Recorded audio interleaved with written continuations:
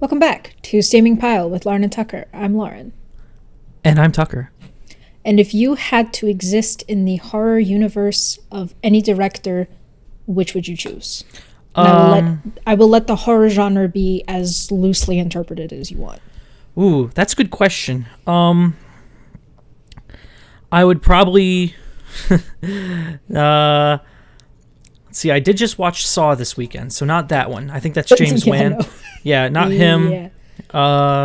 Because he also did The Conjuring and Insidious.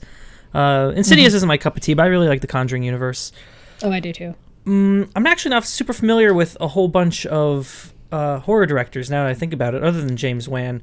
I do know I probably want the director to be white because they always kill the black one first. And if it's a black director, I feel like he'd be less inclined to do that. So, there you go.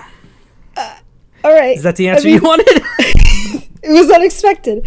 I was thinking about this because for some reason I was struck with thoughts of David Cronenberg films and how viscerally I dislike the body horror because it feels so realistic. Like the way he does skin sloughing off is just so horrifyingly realistic. And so I'm like, not Cronenberg, even though his stuff is really cool.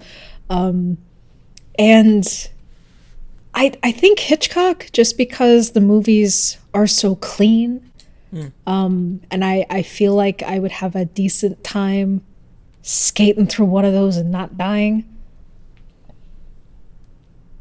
Yeah. Because, like, and there's been so much deconstruction of the horror genre that I can't even say I would be, like, X archetype in said film. But I do think Hitchcock would be the way to go. That makes sense. And I have not seen many Hitchcock films, but the horror, I guess, from that genre entirely is nothing like the horror we know today. Oh no! So they're far more tame than, say, your Conjurings or your Saws, what have you. Yeah. Your human centipedes. Imagine Hitchcock making Human Centipede. Imagine Hitchcock watching Human Centipede. Was he alive when that came out? No, there's no way a man of his advanced age would have survived into the 21st century. Yeah, he died in 1980. Okay, I had no idea because I've seen, like, it's very hard to place him in time and space because he was directing. He was directing both black and white and in color, right? Yes, that was what made Psycho interesting because it was released in black and white, even though color had been used for movies for a few years. Yeah. So yeah, I think that's why I have a hard time placing him in time and space because, and also he for a long time he didn't really age. So he hit like a look, and that was the look for decades. Yeah, because his I don't know if it indicates what his last film was, but he was mostly in the 50s were when his movies came out. But he had a few that came out in the 40s. All his big ones came out in the 50s, I guess. Like Strangers on a Train, Dial M for Murder, Rear Window, Vertigo, North by Northwest. Yeah, North by Northwest is definitely in color. You're right. Okay, yeah. Yeah. But like, Ari Aster? No. I wouldn't want to be in an Ari Aster film because that just seems like a bad time for everyone. Which movies are in that Hereditary and Midsommar. Yep. All right. Yep. Hard pass. The hardest of passes. Yeah. Ooh. And there are so many good like Japanese and Korean horror films, but I wouldn't want to be in those either because I know I would die. Whatever creature exists in those would kill me. Mm-hmm. Well, it's because you'd be the minority in that film. just like, white American directors always kill the black one first. Korean and Japanese directors will kill the white American first because that's the minority. That's just because I don't speak the language. So they'd be warning me, and I would have no idea what the warning is. I only know so much Japanese, and it's not even like conversational Japanese. And I know no Korean whatsoever. So I wouldn't know. Yep. I think it might just be safe to say you don't want to be in a horror film. That is true. Because it comes back to I don't know what kind of person I would be if pursued by something. I don't know if I'm final girl material. And I'm not a virgin, so like that puts me on the chopping block right away unless it's a deconstruction. Does it? I would think that. I guess that was big in like 80s films. But that could also be just because the 1980s hated teenagers. Could that... Well, okay. But doesn't that make your blood less valuable? For rituals and whatnot. Well, it depends on if... Because that was an argument that came around not too long ago, where it wasn't that you yourself were a virgin or not, but if your blood had been used in a ritual before. Is that what that means? There's no way that's what that means. That's what some people interpret it as, because it's virgin blood as opposed to virgin blood. Mm-hmm. But regardless, I think I'm out on both counts. Wait a second. What ritual? Tell me about your pagan rituals and your... it wasn't pagan. It was, well, I mean, it depends on how much you buy into like the whole Mother Earth thing. Because really, what is really like what is menstruation if not a blood ritual? Happens every month on the full moon. On the full moon. You essentially sacrifice a child with the amount of blood that just like explodes. So that's an interesting way to think about that. Okay. I mean, it is kind of ritualistic, especially if you think about it in the context of like Carrie, because after Carrie like has her first period, she has psychic powers after that point. Huh. Okay. So then I get, huh. All right. Well, there you go. You've participated in rituals, I suppose. There you go. Congratulations. Thank you. You are no longer sought after by demons and other satanic rituals. Yeah, it's really reassuring. Like, being chased by demons just seems like such a hassle. Like, you get chased, and then they do the math. It's like, wait a minute. No, I need someone else. There's no way. Because I do get curious about in movies where demons are just relentlessly pursuing a thing. And, like, demons live for a really long time. Yeah. Why are they not taking the path of least resistance? That's a good question. So, and it's really hard to conceptualize, right? You have to think about it on a smaller scale. If you're working on something and it took you 2 hours and you realize at the end that might not have been the easiest way to do it, you'd be like, oh, gosh darn it. For demons, that could be on the order of centuries because they are, they've millennium, right? And so I guess the time scale is the factor there. Yeah. Which I guess demons might be on like crunch time, that they're like, all right, this is the big season. This is right before tax season. We have to make sure we get, X number of souls before we have to like declare all of this to get the maximum benefits. That's funny. You think demons declare things on their taxes when really they are just the IRS themselves.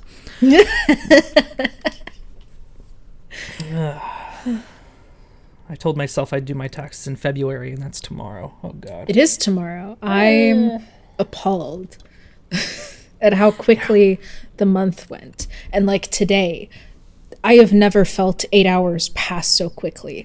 Like, I'm pretty sure I did nothing at work. But the day has gone faster than days where I've been at my most productive, which is proof that the work week should be 3 hours, 8 to 11, 4 days a week. And that's it. If the work doesn't get done, it wasn't meant to be done. Did you see the interview that the lead moderator of r/Antiwork gave on Fox News? I heard about it. And of all the places to get interviewed, Fox News Oh, it was a disaster from the word go, because Reddit moderators should never give interviews. Yeah. For anything, even if representing themselves, they should not. And two, Fox is not looking for a genuine understanding of r/anti-work. Yeah, that's a viewpoint they can't get At behind. all. At least No. their viewer base generally won't get behind. Right. Yeah. And a moderator doesn't represent the subreddit any more than the average user would. And I know that it was so bad that people on r/anti-work were like, we should just bury the sub, delete it. Yeah, they it took it should private. go away. Is it still private? I think I've seen a post on r/popular, so I don't know what came of that. But yeah, it was such a bad move. Because I understand wanting to, spread the word, express what the sub actually stands for, especially when posts go viral for the right or wrong reasons. Yeah. It's back. But it's there is a wisdom in knowing who to actually bother to talk about a thing with. Yeah. And choosing to climb the highest mountain with the place that will give you no leniency at all. Why? Yeah. Yeah, I don't know. And and the whole anti-work movement in and of itself, it's very hard to key into it because I like my job. I can understand why other people feel that way, but it's very hard to relate to it if you like your job. Yeah. Or even if you think your job takes care of you. You may not even like your job all that much, but if you feel taken care of, or if there's stuff you still like doing, like I have days where I do like my job, but I also understand that there are so many industries, not even just jobs, where the labor being exploited is a huge problem.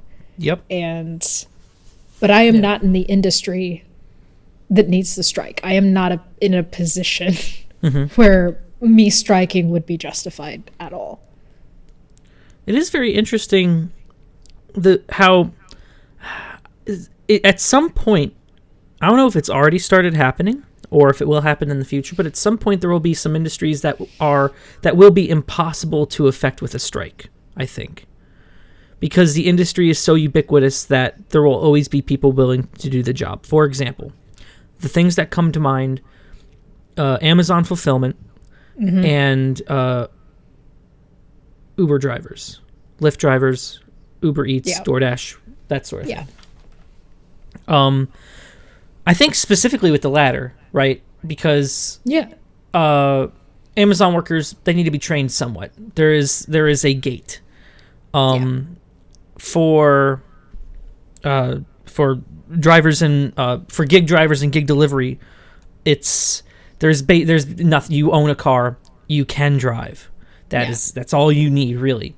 So, and put a pin in that. I was in a Lyft last week, and the guy talked about renting his car from Lyft. It was very fascinating.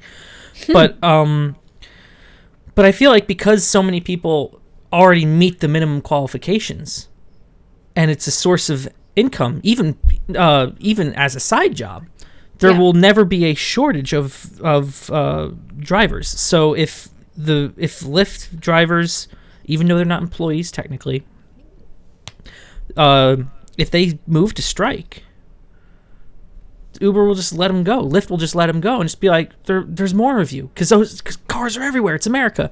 Cars are everywhere. People want money. Yeah. So I wonder if that will become more prevalent in other industries, how strikes will stop working. Yeah, and I think it's interesting you bring up Amazon, because I can almost guarantee that Jeff Bezos would build a company town before doing anything like remotely ethical when it comes to like hours, health insurance, etc. Or, letting people die off company premises as opposed to dying on the warehouse floor. And I could see that being the move of like, you come work for Amazon, we'll cover your housing, we'll cover your food, we'll cover what you need to live on if you just fill boxes. That would kind of be a really smart move. He could afford it. That's where I think it would go. he could afford it, and also it would substantially reduce. I don't know if it would reduce negative perception, because that does seem real sketchy. That seems real strange. Yeah. But it's not like people. It's not like it's a new concept, right? No. You have mining towns. You have Kohler, Wisconsin. Oh wow. You have it's so like it. But I think Amazon has such a negative labor perception that it would just look very odd, to say the least. It would look a little sketch. But I wonder if that would increase the quality of life for the labor workers there. It depends on how nice the accommodations are. Of course, yeah. It depends on if we're dealing with, like, a windowless, 8 foot by 8 foot hole that you go to, and Alexa opens your doors and determines when you can and can't leave, because it's like, well, you've signed a contract with Amazon. We determine how you live your life, and we've given you such accommodations. Do you think it would? So it could go that way. It could be like, you're a waiter on a cruise ship. You have a 6-month contract. You live here. It's decent accommodations. Almost everything is provided for you, and you get, a small amount of money, but I mean, everything else is paid for. It's essentially all inclusive. Yeah. And in return, you fill boxes. You do whatever Amazon fulfillment center workers do. Or I mean, what if it wasn't contract based? What if the town was just, if you want to live here, that means you work for us, and just kind of like a transient thing where you can come and go as you need to? Maybe. I don't know. I don't know exactly how these towns work, so that could be, I don't know, that could be interesting, yeah. Because, if the whole rocket thing doesn't pan out, I could see him just buying a town in Nevada, and it's like, this is where my village is now. Yeah, no, it could be. I mean, towns go for sale every once in a while. I mean, he's not involved with, I mean, he's not part of Amazon anymore, right? I mean, he might still own a controlling interest, but I don't think he's on the board anymore. That's right. He does step down as CEO. Yeah. Which, I mean, it's going to be... He's such a perfect face for it as a corporate entity. Unless the new guy they get just so perfectly encapsulates everything we picture billionaire corporate faces to be. Yeah. We just won't, like, that's why I think Jack Dorsey eventually just didn't work as a billionaire face, because it's like, you're just like, you're a wannabe hippie guru, and it just doesn't work for you. Yeah. Yeah, when I think of those people, I never think of Jack Dorsey. Never. Yeah. There's like the different breeds of billionaires, because you have the Warren Buffett, super old. They all have those weirdly like rounded rectangle glasses, and they all have the same haircut, the same liver spots, and they all wear the same grayish charcoal suit with the red tie, and maybe they all look like that. I could see that. Have you ever seen Warren Buffett and another one who looked like that in the same room? No. And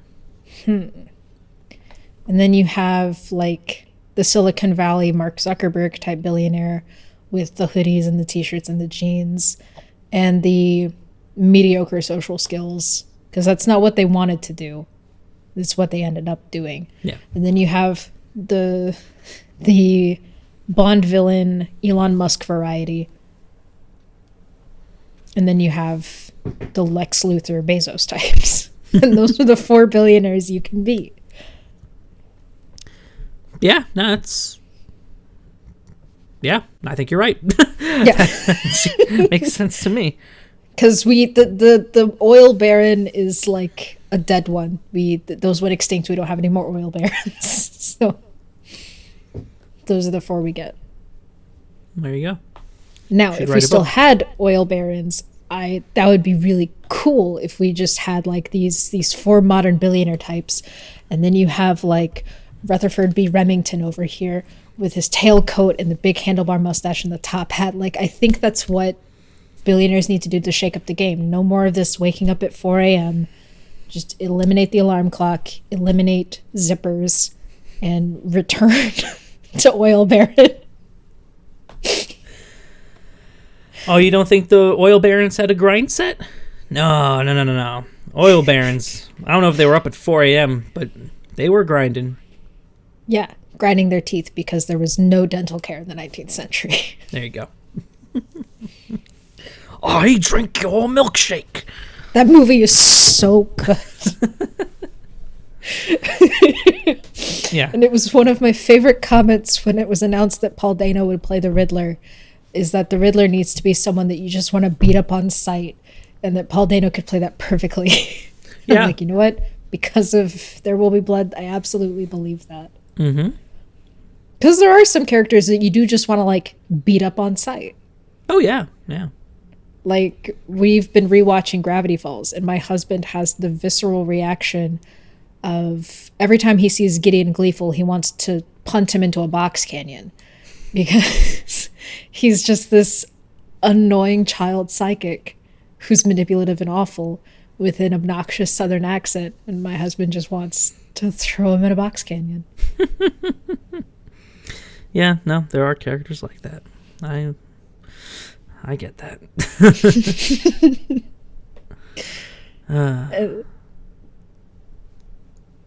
Which is good writing if people have that strong of a reaction to a character, for better or worse. Yeah. I think it's worse when you have the same reaction, just tepid, lukewarm. It's not like this weekend I watched the 2005 movie version of Rent, in which I absolutely loathed Idina Menzel's character, Maureen. Yeah.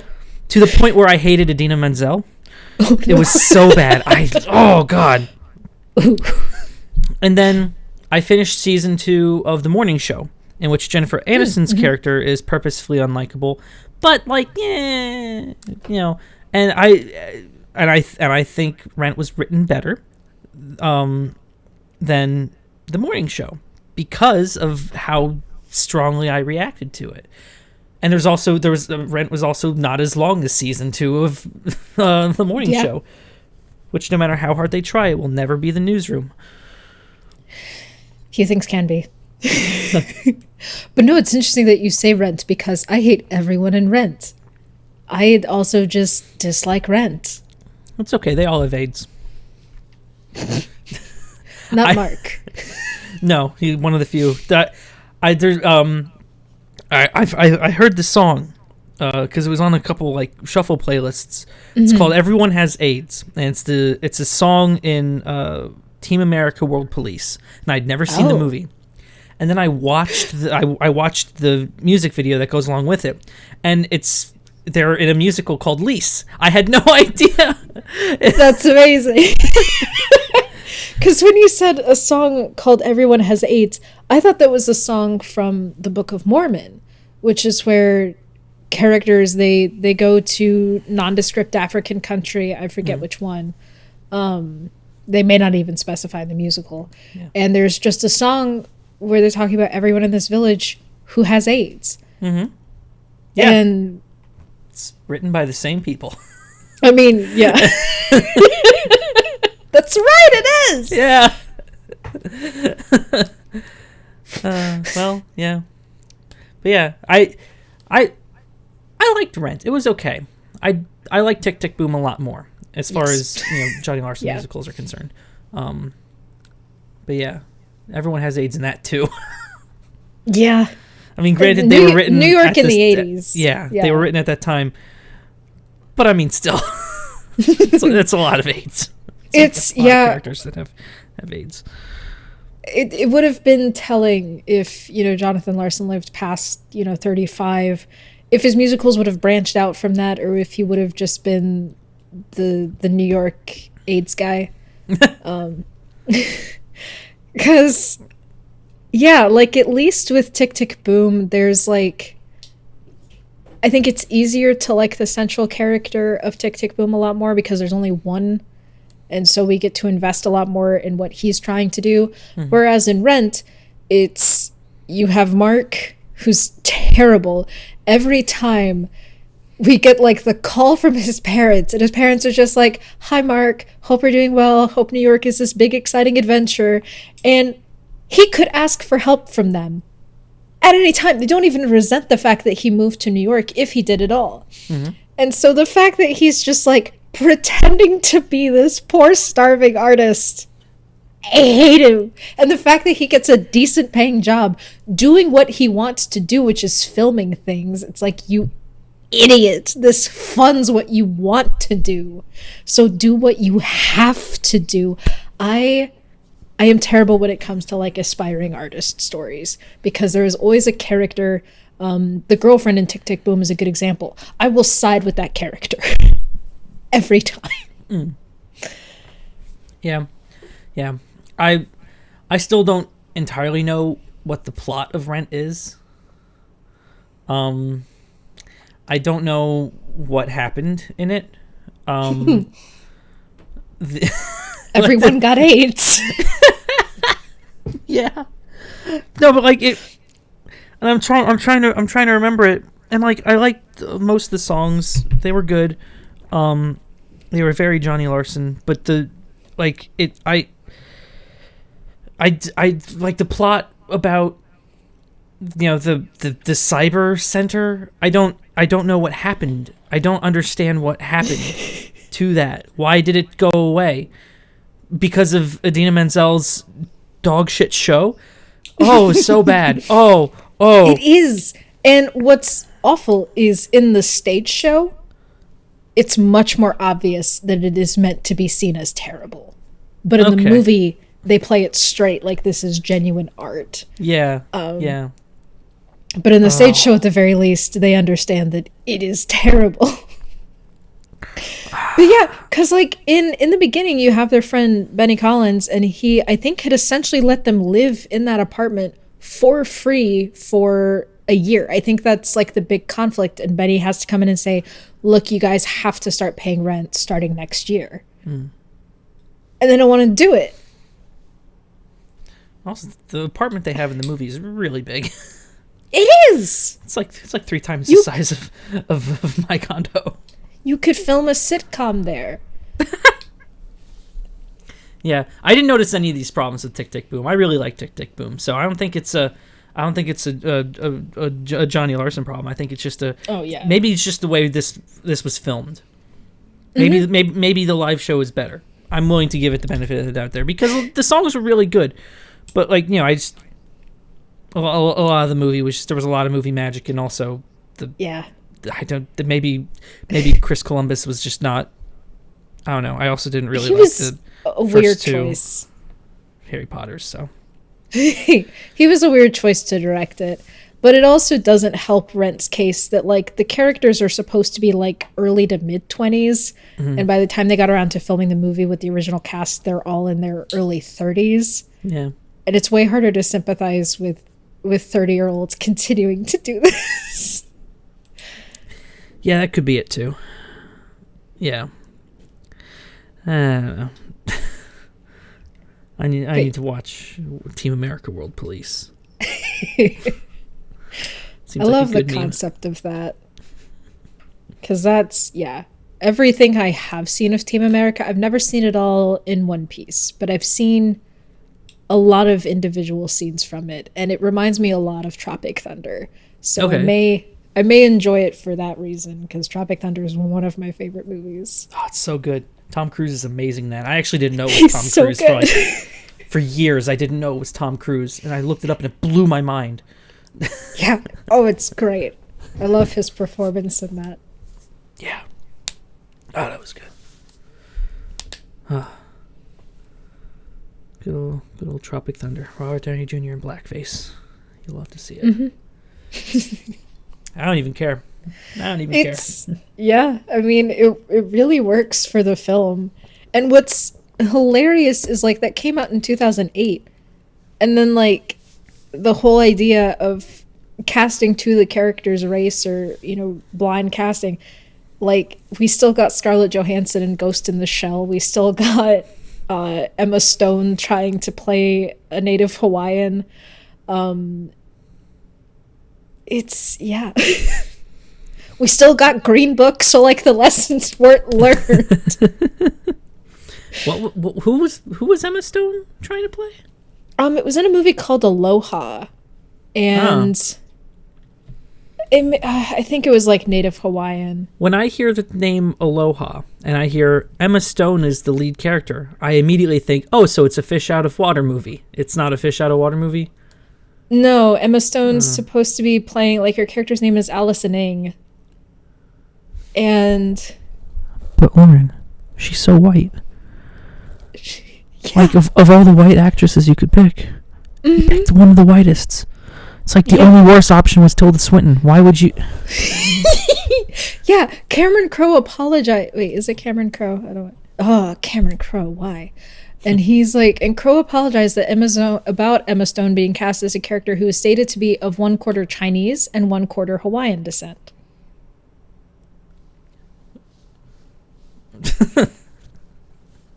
Okay. And Crow responded to the backlash. I have heard your words and your disappointment, and I offer you a heartfelt apology to all who felt this was an odd or misguided casting choice.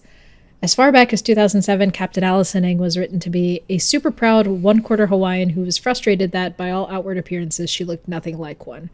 A half-Chinese father is meant to show the surprising mix of cultures often prevalent in Hawaii. Extremely proud of her unlikely heritage, she feels personally compelled to over-explain every chance she gets. The character is based on a real-life red-headed local who did just that. And the local may have been red-headed, but Emma Stone has nothing in common with that, even remotely. Okay, well, to be fair, I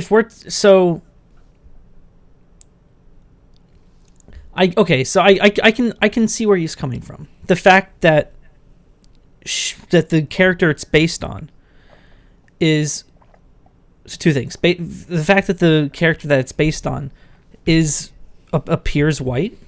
Mm-hmm. Okay. Also, how many, just ballpark figures, how many actresses that bear a similar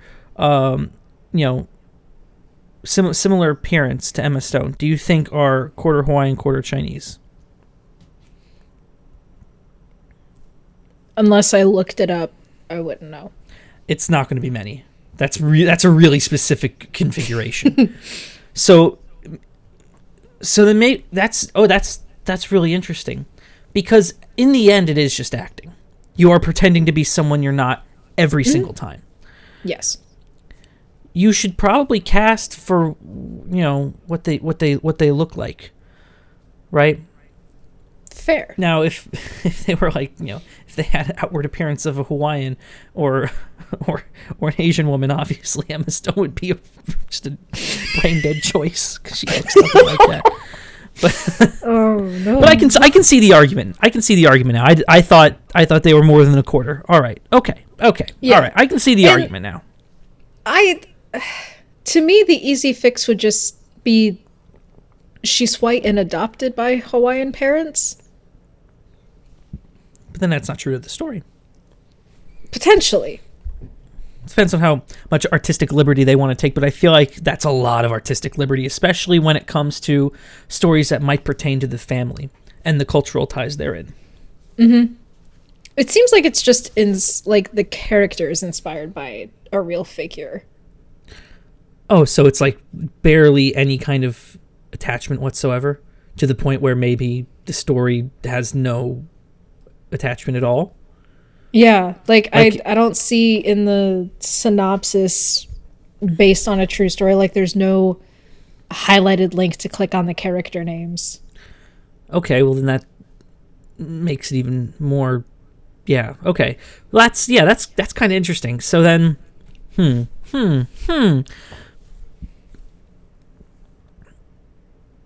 Yeah. This. Okay. So I guess this example, I don't understand then why people are upset about casting someone who's based on someone who looks similar, and also the character is very, very barely tangentially related to this story. This one seems less problematic than I initially thought. There are some movies where I'm like, we're getting really bent out of shape over nothing. Mm-hmm. There was one where they cast Liam Neeson, and that was really out of place. I'm not aware of this. Or no, remember when Ben Kingsley played Gandhi? Oh, Ben Kingsley has Indian heritage, though. Oh, thank God. I had no idea. Okay. Yeah. Okay. Like, he is English, but he was born Krishna Pandit Banji. Okay. That makes me feel... For years, I've been questioning that. Like, what? Why would you cast him as Gandhi? He's so British. But okay, well, this was a while ago. Laurence Olivier did play Othello. What direction is that incorrect? And I don't know either of those. So Laurence Olivier is a very white English actor, famous for roles in Shakespeare things, and Othello is a Shakespeare play. Othello is described in the play as being a Moor, meaning black. And gosh darn it, if you cast a white actor to play a black character... Yeah, that's about as wrong as you can be, right? Like... Mm-hmm. I mean, yeah. White? They're literally color science. They're opposite ends of the spectrum. Yeah. He underwent a controversial face pigmentation to play... Yeah. That's about as wrong as you could be. Yeah, I mean, having Katharine Hepburn play a Japanese woman and... Oh, what was the film? Having John Wayne play Genghis Khan, that's probably my famous, just horrific casting decision. That's funny. Remember when we played Africans? Oh, no, maybe you didn't, but I did. You played an Egyptian, maybe. I did, yeah. I did play Egyptian. Yeah. Well, that was due to lack of choice. It's an engineering school in the Midwest. There's not a whole lot of diversity. Hollywood has a lot more diversity than... Mm-hmm. I mean, we also did West Side Story, and I mean, I didn't play Puerto Rican because I also specifically wrote on my form, I'm like, I am too pale to play Puerto Rican. It's true. I don't think I could do it. But what's fascinating, I found out that when they originally filmed West Side Story, like the only actual Puerto Rican actor in that film is Rita Moreno, who's playing Anita. And they would go to the makeup trailer every day. And of course, they're darkening Natalie Wood. They're darkening like the other people to play Puerto Ricans.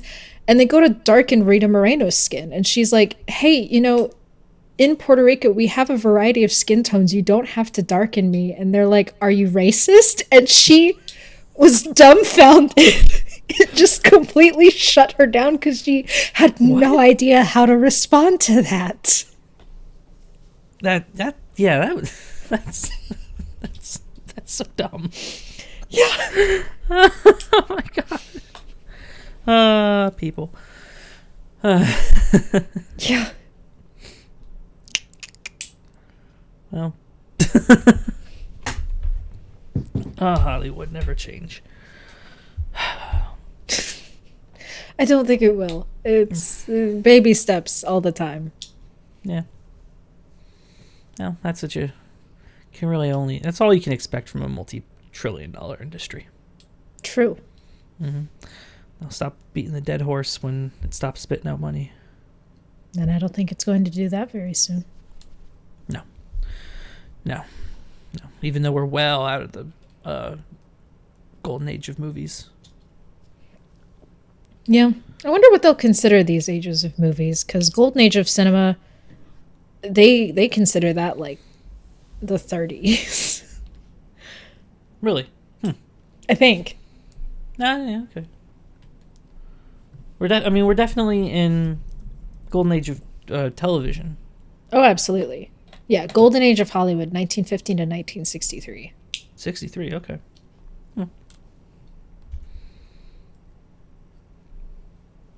I wonder if it's coming back, because they're making some decent movies.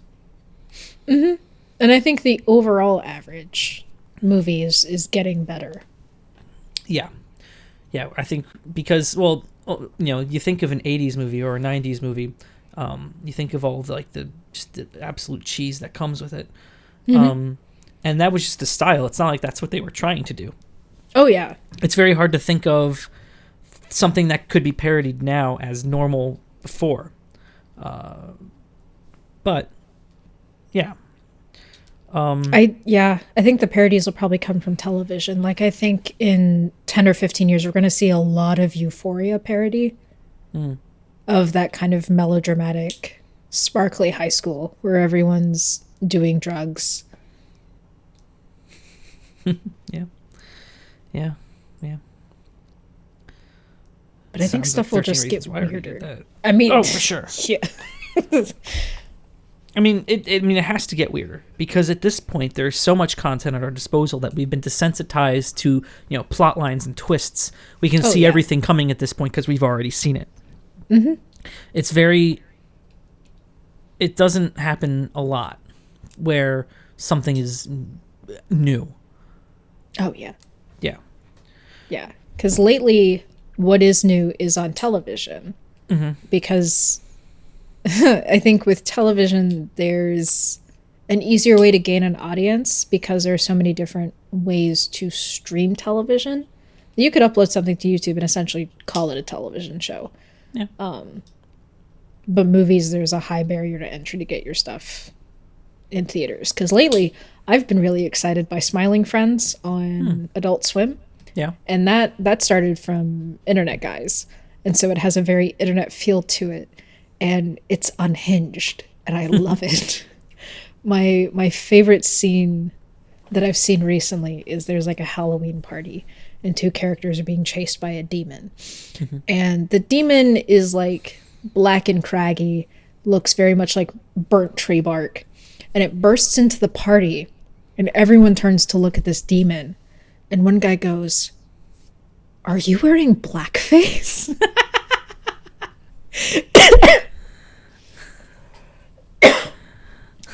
And they beat him half to death, rip out his organs, tear off his limbs. And nice. It's incredible. Yeah, I'm going to put that on my long list of shows to see. There's only like 8 11-minute episodes, I think. Okay, all right. That's.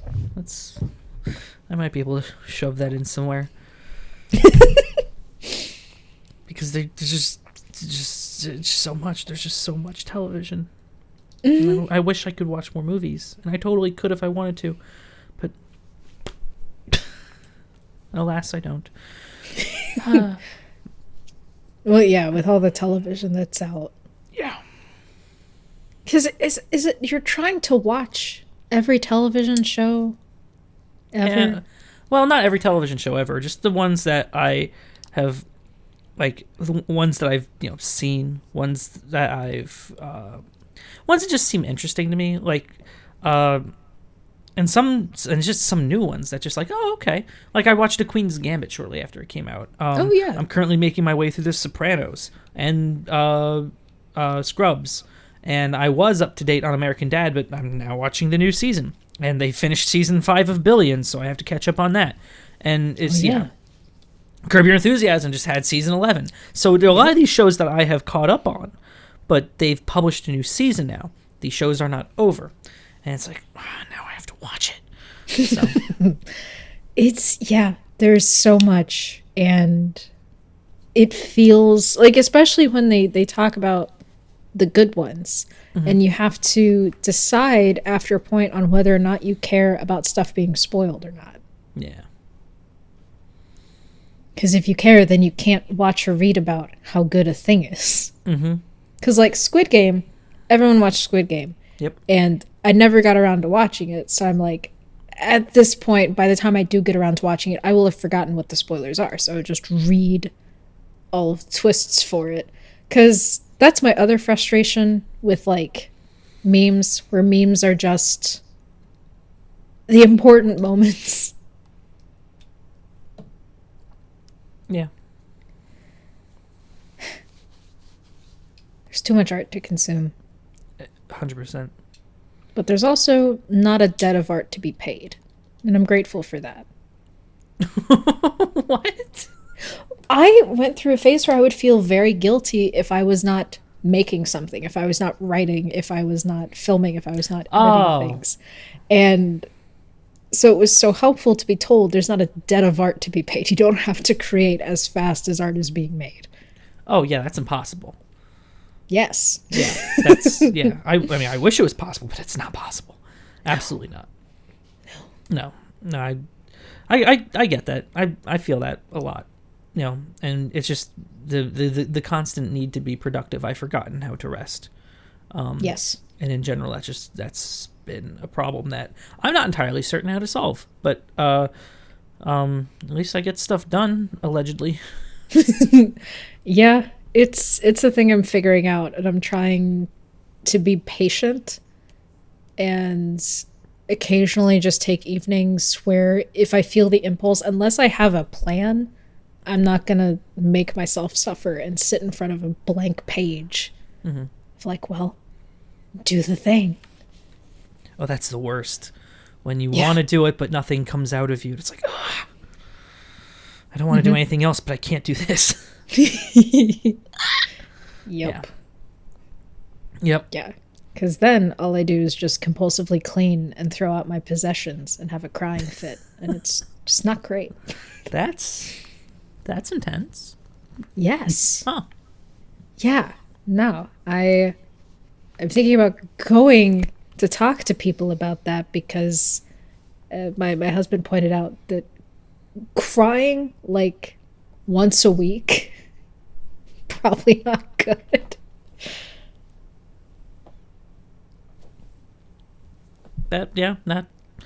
Sounds accurate. Yeah. Yeah, just small little thing. Yeah. It's and even just to talk to third parties not affiliated with things. Because that's where I understand the appeal of social media, of being able to create a persona that no one you know knows that exists, and so you can have opinions on things that you feel like you can't talk to others about. But man, it's a racket. Yep. Yeah, it is. Well, still, it's at some point I wonder, because it's becoming more normal, do you think that there will someday be a shortage of therapists? Oh, there's a shortage of therapists now. Okay, that makes sense. I believe that. Yeah, because there's only so many clients that they can see in a given time, and so part of they're like, it's a twofold problem where your insurance may not offer therapists or may not have therapists in their network, or if they do, they're not taking new patients. Yeah, it makes sense. I guess there's just in general doctor shortage. That, and yeah, I cannot believe, and politicians say all the time that, you know, STEM is the future of the country. That's 100% not true. STEM's fine. We don't need any more people. Yeah. But the healthcare professions, nurses, doctors, therapists, what have you, need a lot of those, even outside of a pandemic. Yeah. If we want to maintain the levels that we're working with, we need people to sort through those messes that keep racking up. Yeah. Because I mean, and just like healthcare in general, there will not stop being old people. There will only be more old people. Right? When we get old, there will be more old people at the same time than there were when current old people, and the problem's just going to get worse. Worse. Silver tsunami. We need to pay very close attention to what's happening in Japan right now because they are experiencing that exact problem. Yeah. And if I remember correctly, I think Andrew Yang is the only person who like said anything about that in the last presidential campaign. He was the only person who said so many things, and I'm mad because he talked about automation taking people's jobs, especially truckers and factory workers. He talked about UBI, a thing that would have come in handy in the past 2 years. He had plans for like 10 to 15 years down the road. I wonder if he'd do well if he ran again. He ran for mayor of New York, and that didn't go super well. Well, I mean, that's New York. That's interesting, though. Yeah, I don't know. Mm-hmm. I think he definitely resonated with a certain demographic, but it wasn't enough. It's like trying to vote third party. Yeah. I would like a young president. I don't even care what side at this point. Just a young one this time. I wouldn't know what to think. Because, like, it will have been 8 years since we had a president who was under 60. Yeah. Yeah. And, why do we keep electing old people? Just old people are the only ones who voted for a while. I mean, sure, but I don't know. I don't know. There's we need young politicians. Younger. I'm not saying let's elect a 30-year-old, but like we can shoot for late 40s. That's that has fine. To be manageable. Yeah. Yeah, late 40s, early 50s. Let's do that. Yes. I think that's a good sweet spot between, young and cares about the future and old and has experience and wisdom. That's a great sweet spot for president. Oh, yeah. Yeah. Really, most politicians would benefit from that. Mm-hmm. Yeah. Why do we elect a 70-year-old to the office? I don't know. We don't even let 70-year-olds drive. Yeah, that boggles the noggin. It truly does. Yeah, and I'm not saying that like old people are useless. No, just as president. Yeah, well, presidents are useless in general. What do we? Yeah. Speaking of, we're about to jump into like another couple years of elections, and I'm thrilled. Yeah, didn't that just end? Like, it is an election year. I mean, Virginia had an election. I should probably tell someone I live in Illinois now. Like, tell someone government that I live in Illinois now. Oh, they know. Well, yeah. I mean, I pay Illinois taxes, and I have, bills and a mortgage in this address. But, I have a Florida ID, and I was flying back out of Fort Myers, and my ID failed to scan, and the TSA didn't care for it. I didn't think they would let me fly because the thing wasn't scanning, but it looked like me. It had the holograms. It's not a real ID, but it's a actual state provided ID. Yeah. I should get a real ID, otherwise I will not be able to fly. But then the guy's like, we never have issues with Florida IDs. And I'm like, oh. And I wonder if like my wallet is rubbing something the wrong way that makes it unreadable. Oh, I'm always paranoid. Yeah. I'll put a thing in my pocket and I won't be able to do what I need to do. Mm-hmm. Yeah.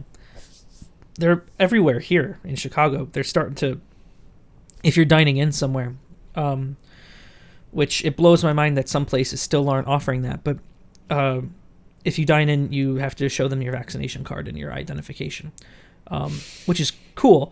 But it blew, the first place that ever asked me to do that, I swear to God, was a McDonald's, and I wasn't. It was such a disconnect. Oh my gosh. That'd be the last place I would expect. I would expect like sit down establishment. Well, I was not sitting a down. Chain. Yeah. Wow. But it's every restaurant, and they're taking it seriously, which is great. But it's just such a culture shock from I'm at a McDonald's and they want to see my ID. Mm-hmm. Well, and I made the mistake of, at some point in the stage of moving, I just lost mine because I didn't think it would be a thing. Mm. It's, you have to have it for as long as they write the second shot, and then you're done. I didn't throw it away, but I wasn't carrying it on my person. Yeah. And then we tried to get booster shots, and it wasn't enough that I had the dates and location of where I got my vaccinations done. But they're like, nope, no booster. Mm. I'm like, well, I guess I'll die. There you go. Yeah, I don't know. It just it's interesting when it truly I wonder if it's if the places that haven't opened up are because of a staff shortage. Actually, no. Oh, there's some McDonald's that still don't have indoor seating, and it's like, guys, you're well, A, you're checking paperwork, and B, it. I don't even know what the counter argument is. It just seems silly that, well, A, some McDonald's are doing it and some aren't. And for the longest time, every Burger King was closed indoors. There's a place, I think it's on Western Avenue. It's a delicious place. It's called Buff House. They make sandwiches, and they were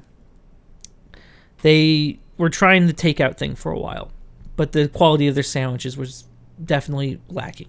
So I don't think they were happy with it, and so they temporarily closed. And for a while they were like only open on Wednesdays, and they had these weird hours, and then they just stopped taking people, but they were still existed, right? They still existed. And then I think for Thanksgiving they had because they're also a butcher, they had this package of things that you can get for Thanksgiving and cook at home, and it sold out. They did the same thing for New Year's, and I presume that they will do the same thing for Valentine's Day. They will sell out, guaranteed. But it's like, how is that business model keeping you afloat? You are a basically it's a upscale pub. How are you still open? I don't know. No, that would be what open, but. I mean. Yeah, I would be very curious to see like what they were spending and what they were making versus what they are spending and are making based on that business model. Yeah. Yeah. Because I'm curious if some businesses are like, well, if we open on this day, it costs us more than if we just do this option. I mean, there had to have been some math involved, right? I would hope so. Yeah, I mean, there are a bunch of places. There's a place really nearby Buff House. It's called Kasama, and they opened up. I think they opened up right at the beginning of the pandemic. They're still doing fine. They're kicking ass. They're doing really well. Wow. I think Buff House could have. I mean, maybe their takeout quality was better. It doesn't seem like it would be because it's mostly rice based, but I think it's a Filipino place, but I could be wrong. But they're doing really well. Good for them. So I don't know, yeah, but it's so weird seeing the places that are open and doing well, the places that have closed temporarily and are still open, the places that have closed permanently. It's very interesting, and I don't know if it follows a pattern or not. I'll have to pay more attention and think about it, but I don't know if it follows a pattern. It would depend on probably the region, the population, what fast food options are available. Because if fast food options are available, I'm sure they have a leg up because they've been doing drive-through forever, regardless. But yeah, I would be curious. The studies that are going to come out of this time are going to be so interesting. Yep. And I want to read all of them. You say that like it's going to be over soon. Oh, it's not. I'm talking like, 15, 20 years down the line. When the kids who are going through this are like, why am I this way? And they study psychology and sociology, and they're like, oh. The time DoorDash ruled the world. Yeah. No, I think growing up, we maybe ordered pizza like once every 2 months. And now, having lived through this, like, we get delivery, twice a month now, as opposed to once every 2 months. Yeah. And so the fact that became such a radical shift is very interesting. Yeah. You own a car, right? Yeah. Before this, did you used to go and pick up the pizza? Or I would just, I would go to pick it up, or I would just go and eat there. There you go. Yeah. But yeah, I'm curious what the business real estate situation is going to be. Because I know for a lot of companies, people were incentivized to go and live somewhere cheaper. Mm-hmm. And because everything was online anyway, why bother living somewhere expensive if you can't do anything on top of that? Yeah. So yeah, I'm curious how many businesses have gone fully remote versus have done like hybrid approaches. What companies have sold the buildings they were in and opted to downsize. Yeah. I don't know.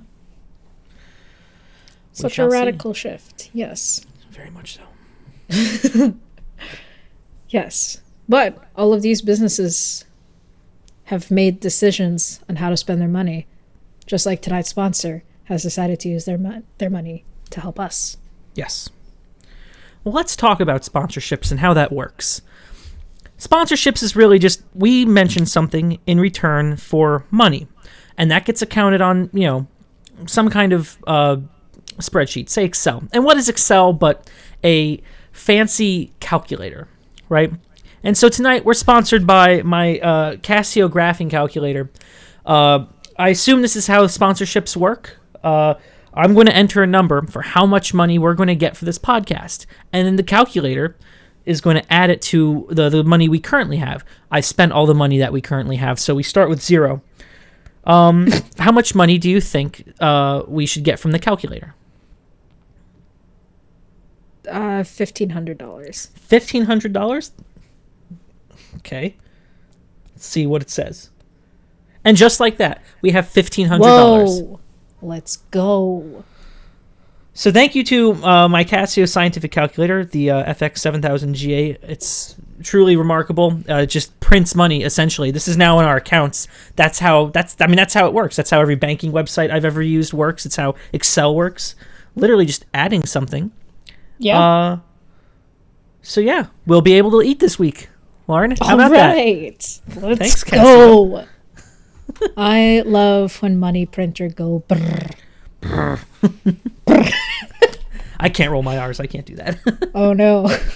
Your money printer's broke. Click, click, click, click. Close enough. It'll count it eventually, which we'll have time to do because now we have money. And it has funded this episode of Steaming Pile with Lauren and Tucker. So thank you for watching another episode of Steaming Pile with Lauren and Tucker. I've been Lauren. And I have been Tucker. We will see you all next time.